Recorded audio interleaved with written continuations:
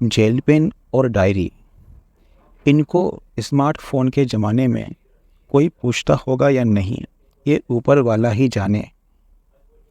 परंतु इतना ज़रूर है, जिस तरह से फेसबुक स्टोरीज, रील्स और पोस्ट शेयर और लाइक किए जाते हैं, उस तरह से डायरी ना शेयर की जाती थी ना लाइक की जाती थी। अगर अपनी डायरी किसी के हाथ आ जाए तो कभी कभी ये समस्या भी हो जाती थी। ऐसी ही एक डायरी थी शोभा की। शोभा की डायरी गांधीनगर से सदर चौराहे तक अप डाउन करने वाली 14 नंबर की बस में सीट नंबर 5 पे छूट गई थी।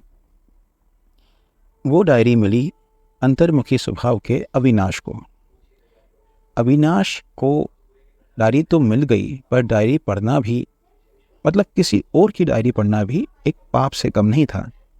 अविनाश ने सोचा, चलो ठीक है, पाप कर लेता हूँ, प्रायश्चित बाद में कर लेंगे। डायरी के उसने कुछ पन्ने पलटे।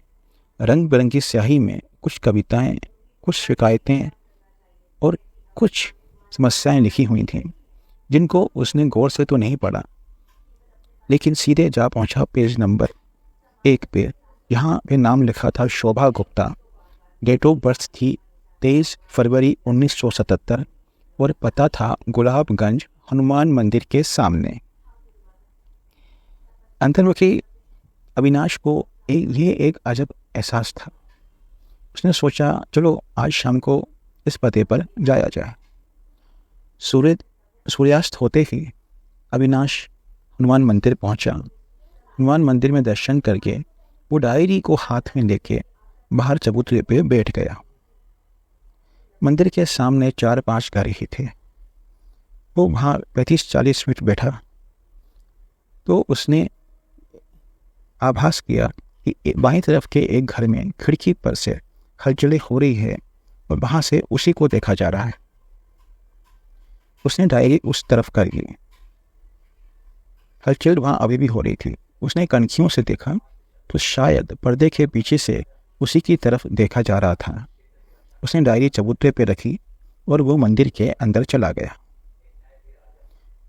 5-7 मिनट के बाद वो बाहर आया तो डायरी वहाँ पर नहीं थी। अविनाश चेहरे पे बिना किसी भाव के धीरे धीरे चलने लगा। वो बाईं तरफ के मकान के खिड़की के सामने से निकला।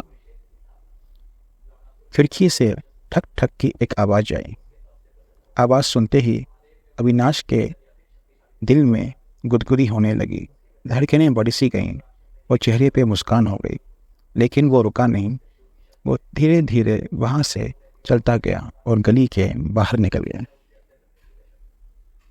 अविनाश के लिए ये एक नया एहसास था। अब ये एहसास उसे क्या वापस हनुमान मंदिर लेके आएगा, ये सुनने के लिए थोड़ा इंतजार कीजिए।